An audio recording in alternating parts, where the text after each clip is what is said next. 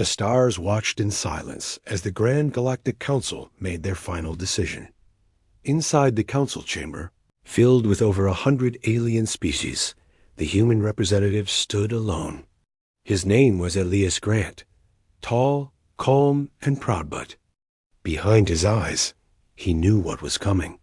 The council leader, a tall insect-like being from the Zarthan species, stepped forward and said in a cold voice, "Humans are no longer welcome in the Galactic Union." Gasps echoed across the chamber. Some aliens looked shocked, but most didn't care. A few even smiled. Elias did not speak. He simply looked at each council member, one by one, and then turned to leave. No protest, no fight, just silence. They thought humans would beg to stay. They were wrong. Soon after the meeting, all human ambassadors, workers, and ships were ordered to leave galactic space.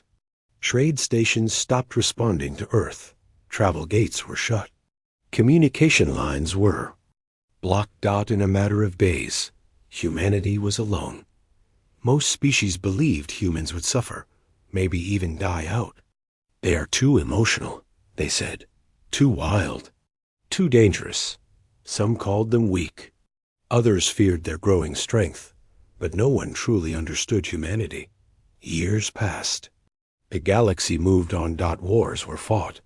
Alliances changed. New technologies were shared. But Earth?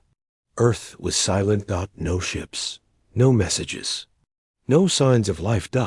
It was as if the humans had vanished.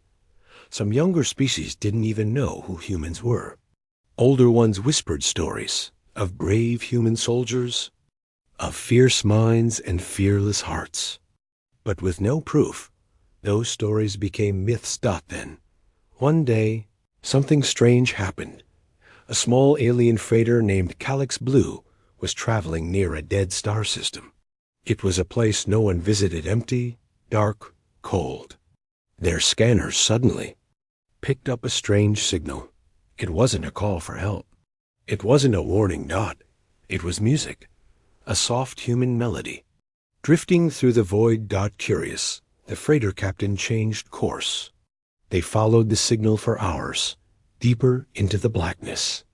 The crew joked it might be a lost Earth satellite, but as they moved closer, something massive appeared on their screens. It wasn't a rock. It wasn't a ship. It was a structure, bigger than anything they had ever seen, floating silently near. A dying star, covered in strange armor. No lights, no signals. But the human song kept playing. The captain tried to scan it. Suddenly, all systems went dark. No engines. No lights. No communication. Then, just for a moment, a voice came through the speakers. Calm. Human. You shouldn't have come here. And then nothing. The freighter was never seen again. Back in the core worlds, the Galactic Council dismissed the event. Probably a black hole, they said. Sensor error.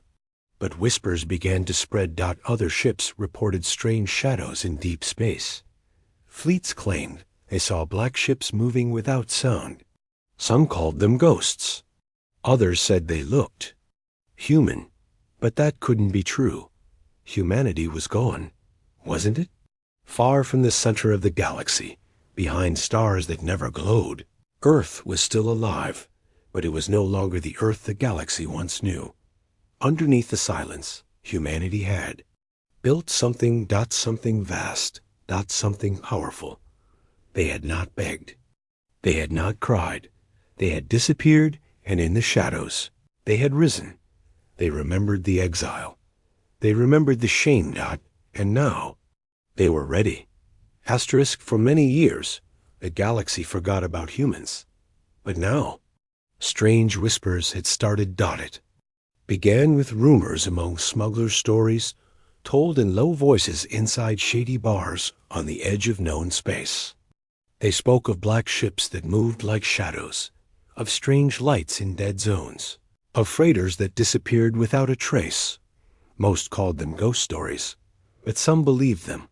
A trader named Vorak from the scaled Dian species, had seen something with his own eyes. He was flying through Sector 91, completely uninhabited space, when he noticed an odd flicker on his scanner. It lasted only a second, like a blink, but when he looked up, a ship was there. It was black, long, and silent. No lights, no markings, just cold metal. Before he could react, it vanished. No engine flare, no warp trail, just gone. He had told everyone on his station, but no one believed him. They laughed, said he was drunk, said he imagined it. But a week later, another ship disappeared in the same sector, and then another. The Galactic Council finally noticed. An emergency meeting was called, though most of the powerful races ignored it.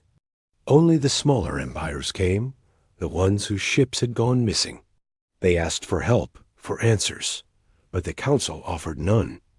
"These are pirate attacks," said the Zarthan leader again. Nothing more. But one voice stood up, old, slow, wise. It was Yaltek of the Mirren, one of the oldest species in the galaxy. He looked at the Council with calm eyes and said, "This is not piracy. This is preparation." Preparation for what? Someone asked. Why? Altek replied, "For a return." While the galaxy argued, the shadows kept moving. A young alien named Lyra, part of a deep space survey team, was exploring a distant asteroid belt when she found something strange. There were mining drones, not alien-made, not registered. They were sleek, fast, and efficient. They carried no symbol, but they were clearly human. Lyra reported the discovery to her superiors, but before any ships could be sent, her entire outpost went dark. Gone. Distress call. Number. Final message. Only silence. Just like Earth years ago. In a hidden part of the galaxy, far from known charts, a great human structure floated near a blue giant star. Inside it, millions of humans were awake, building, training, creating. It was not a city. It was a forge. Here, children were taught about exile. Here, soldiers were trained to fight in silence. Here, scientists created machines that moved faster than light and weapons that thought for themselves. Humans had learned in silence. They had grown in the dark. They had watched the galaxy, and they remembered everything. One human commander stood inside a large room, staring at a hologram of the galaxy. Around him, officers discussed star systems, military zones, and surveillance. Reports. The commander, a woman named Admiral Ria Lang, finally spoke. "They believe we're still broken." "No one answered. She continued. "They cast us out, called us dangerous. Now they fear shadows, and they should." She turned to the officers. "Begin the next phase." In the outer rim of the galaxy, a deep space explorer ship named Solari. Drift picked up an old radio transmission, barely a whisper. It was human language, but strange. The code was advanced, layered with AI encryption. One brave engineer tried to decode it. What he found was only one sentence: "Do not seek us. You are not ready." Fear began to spread. Whispers turned into worry. Worry into fear. Who were these ghosts? Were they human? And if so, what had humanity become? In the final scene of this part, an alien diplomat visits a research station near the Galactic Edge. They open a vault holding ancient human records from before the exile, old books, videos, and history logs. One image sits in the center, a young human girl holding a flag of Earth. Underneath it, someone had written in human, English, "They forgot us, but we never forgot ourselves." The diplomat slowly backed away. Asterisk. The galaxy had learned to fear silence, and in the dark corners of that silence, something had awakened. In the last 6 months, 15 ships had vanished. Not in dangerous war zones, but in quiet, forgotten regions of space. The disappearances followed no pattern, no warnings, just gone. The council grew restless. Smaller empires demanded answers. The Zarthan leadership still denied everything. But one race, the Varnuk, decided to investigate without permission. The Varnuk were known for their boldness, proud warriors with strong fleets. They didn't believe in ghosts or ancient legends. And they certainly didn't believe humans could build anything powerful in secret. So they sent 5 warships into the Black Zone near Sector 91. They never came back. 1 week later, a damaged escape pod drifted into a neutral outpost. Inside was a single survivor, Commander Shval of the Varnuk fleet. His body was wounded, his voice weak, but his words were clear. They came from nowhere, silent, fast. Our weapons did nothing. He paused, eyes wide with fear. They were human, but not the humans I remember. These ones, they had no mercy. The message was sent to all corners of the galaxy. The response? Panic. Back on the hidden human megastructure orbiting the blue giant star, Admiral Ria Lang stood before her fleet. Around her were thousands of soldiers, each trained in zero-gravity combat, deep space stealth, and advanced strategy. None wore medals. None smiled. They had waited their whole lives for this moment. Operation Black Veil is complete, Ria said. We now control 17 hidden systems, 43 dark matter mines, and 12 warp gates. They still think we are shadows. She paused. Let them. A quiet cheer echoed through the chamber. They weren't attacking yet. They were preparing. In a cold lab, deep inside Earth's underground core, scientists monitored the new Aegis AI system. It had been designed to do one thing: protect humanity. From extinction. It learned faster than any living mind. It made decisions in nanoseconds. And it had access to every human database since the old Earth days. One researcher turned to her team. The AI has completed projection models, she said. Galactic reaction to our return is unstable.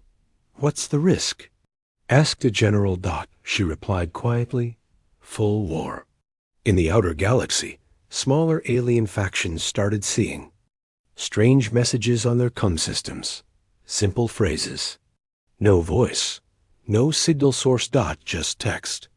Do not follow our shadows. The forgotten are watching. We do not seek war, but we will end it. At first, most thought it was a prank, until a mining station in the Volar Belt was suddenly shut down, not destroyed, not attacked, just disabled. All power gone. Every system frozen.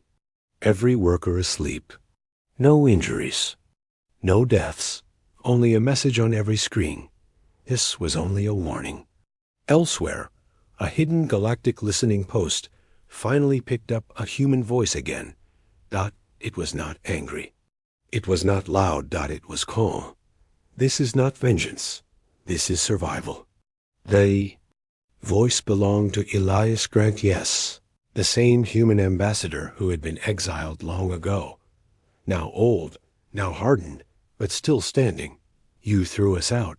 His voice said, you believed we would vanish, but humans are not light. We are fire, and we survive in darkness. The council could no longer stay silent. Meetings turned into arguments. Some species begged to reconnect with Earth, to ask for peace. Others prepared fleets, fearing the worst. But no one could find the humans. No planet, no colony, no ship could be tracked. They were everywhere. And nowhere. In one final scene, a small group of children stood inside a training room on the human frontier world of Novaris. A teacher showed them an old image Earth burning under alien flags. This is what they gave us, she said softly. But we gave ourselves something greater. She turned to the stars. They will remember us, but it will not be in fear. It will be in awe. The children nodded. The next generation was ready. In the early days after the exile, humans had one choice: vanish or be destroyed. So they vanished, but not in defeat. They disappeared into the cold parts of the galaxy, far beyond star charts, into dark regions where light never reached. The galaxy thought they were gone, but in truth, they were building something far greater. It started with one hidden planet, Novaris, prime, surrounded by natural asteroid fields and black gas clouds that blocked all scanners. There, the first hidden human city was born. They didn't build for beauty. They built for survival. Underground labs, stealth factories, deep shield bunkers. Everything was powered by dark fusion technology. Not even the most advanced species knew existed. They mined rare elements from uncharted systems. They built AI, faster than any organic mind. They trained children from birth, not for war, but for strength, knowledge, and unity, that each human knew the same truth. The galaxy had turned its back on them, so they would never depend on the galaxy again. Over time, the hidden city became a network of worlds. Novaris was followed by Exo 12, Kesra, Veilgate, and more planets built in silence, connected by secret wormholes, protected by cloaked satellites, and warships the size of moons. Earth remained hidden, preserved, untouched, a symbol of what was lost and what was coming. The humans called it the Veiled Empire. In a dark chamber within Exo 12, high above the planet's surface, a council of human strategists stood around a glowing star map. Red points marked the galaxy's known civilizations. Blue lines marked human observation zones. We control 23 systems, 49 outposts, and 12 trade intercepts, said a young officer. But they still don't see us, whispered Admiral Lang. She looked over the star map and added, we're no longer a forgotten race. We're an empire now. An empire hidden in the bones of the galaxy. A moment of silence passed. Then she said, it's time we remind them, quietly. In a wealthy alien colony on the far rim, life was normal. Aliens traded goods, ships, came and went, and the sky was peaceful, until something strange happened. One morning, the main power grid shut down. All ships stopped moving. Defense systems froze. On every screen, one symbol appeared, simple, old, and forgotten by most. The flag of Earth. No message, no voice. Just the symbol . And then everything came back online as if nothing had happened. But the message was clear. We are here. And we are watching. Back on Novaris Prime, inside a great library buried beneath the mountains, children were being taught the history of the exile. The teacher, an older man named Torrin, spoke softly to his class. They called us too emotional, too wild, too dangerous. The children listened, eyes wide. But we were never the threat. We were the warning. He pointed to the stars glowing through a glass ceiling. They believed they were above us. Now, they don't even know how far behind they are. A girl raised her hand. Will we attack them? Torrin smiled. Only if they force us. Our strength is not in war, it is in patience. Across the galaxy, small events kept happening. A corrupt alien warlord lost his hidden fortune when his entire vault vanished. No alarms, no traces. A slave ring collapsed overnight. Every slave freed, every captor unconscious. An alien scientist claimed his new energy design was stolen years ago from a long-dead human source. It was like shadows moved through space fixing things, or punishing those who crossed a line. The galaxy didn't know what to call it. Some said it was a secret alliance. Others said it was ghosts. But one word began to spread again. Humans. In the final scene of this part, a high-ranking alien leader sits in a quiet room, watching the recording sent anonymously to his station. It shows a single human warship, black and silent, drifting through a dead system. Suddenly, its engines flare. It moves faster than anything the alien has seen. The video ends with a message. You exiled us. You erased us. But now, We remember everything. The alien leader leans back in his chair, heart racing. The humans are no longer weak. They are no longer gone. They are no longer waiting. Asterisk. The galaxy had enjoyed peace, but peace built on ignorance is fragile. And now, the silence was ending. It started with a broadcast sent across every major system, station, and council-linked outpost. It wasn't encrypted. It wasn't hidden.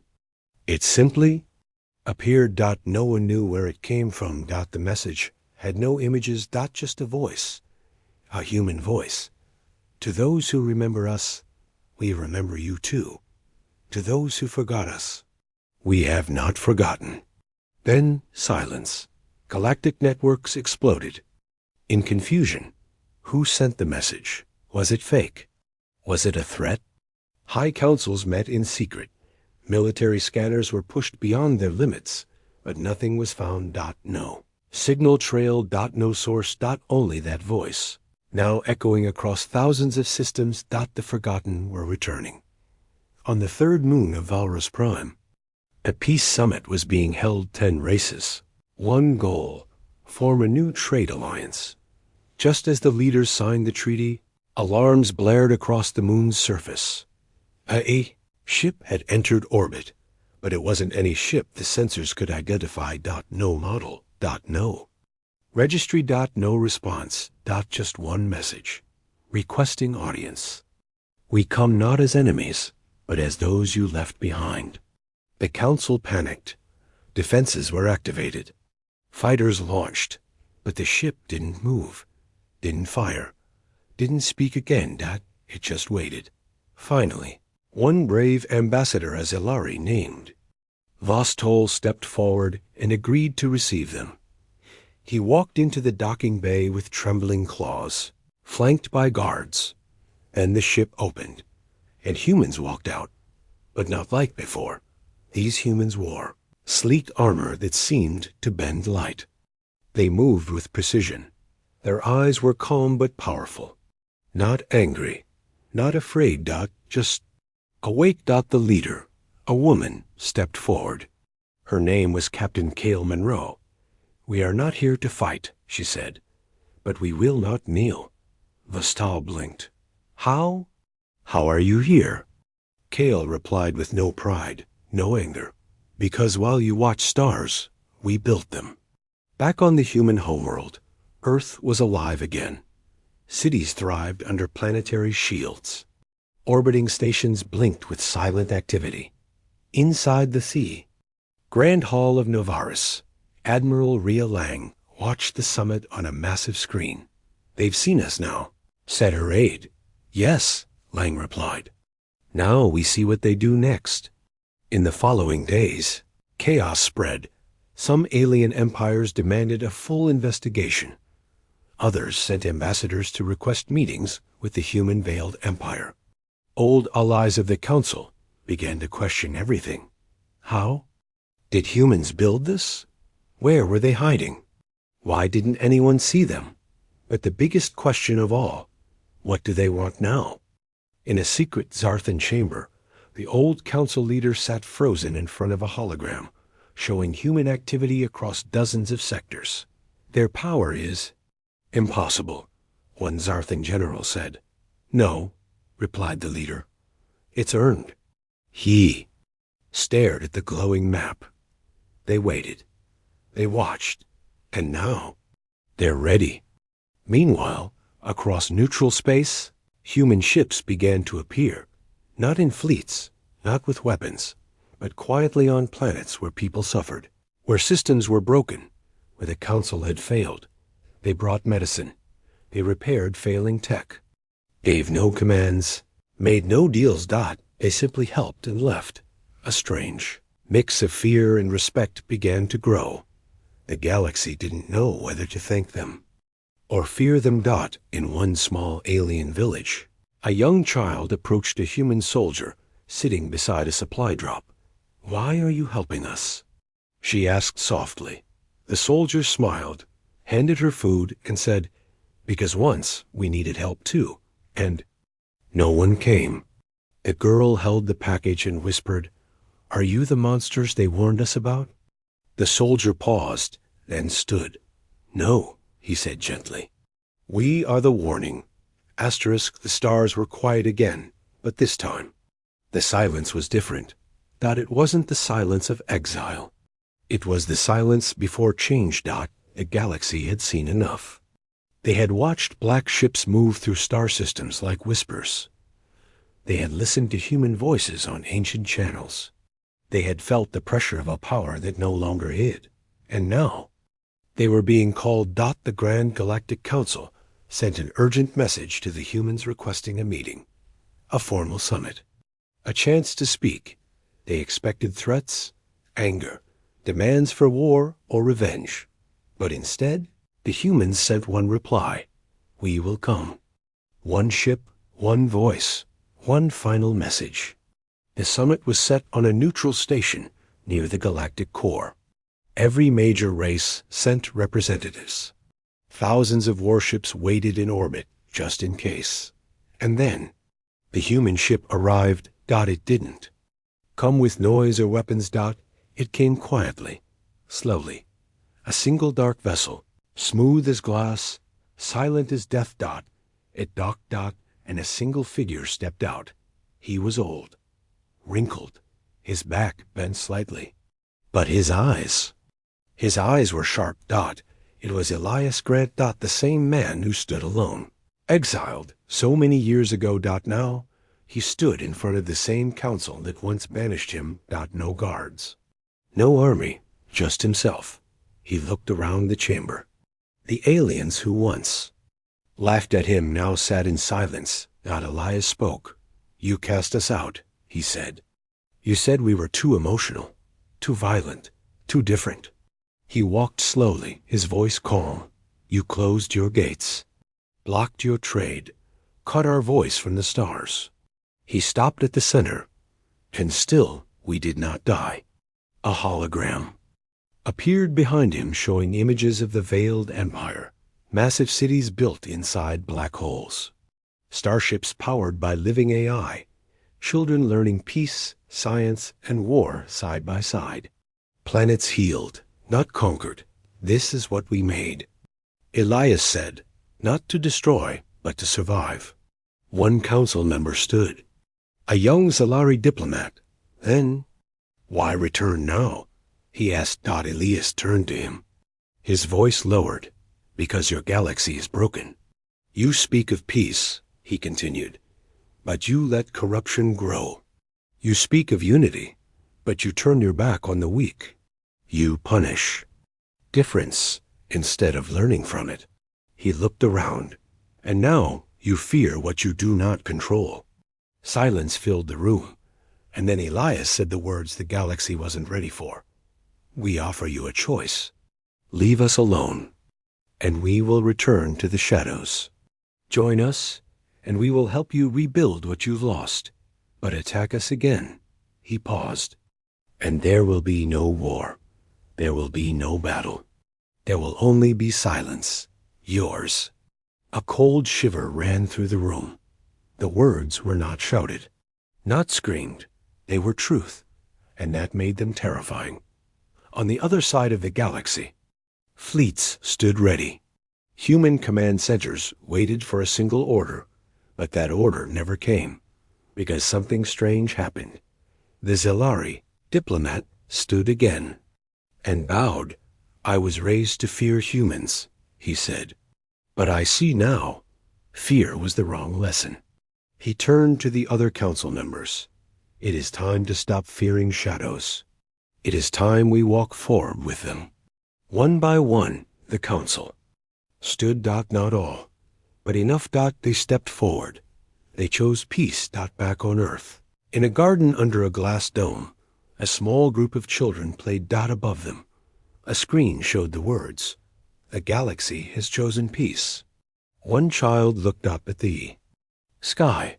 "Does that mean we're safe now?" he asked. His teacher smiled gently. "No," she said. "It means we are seen."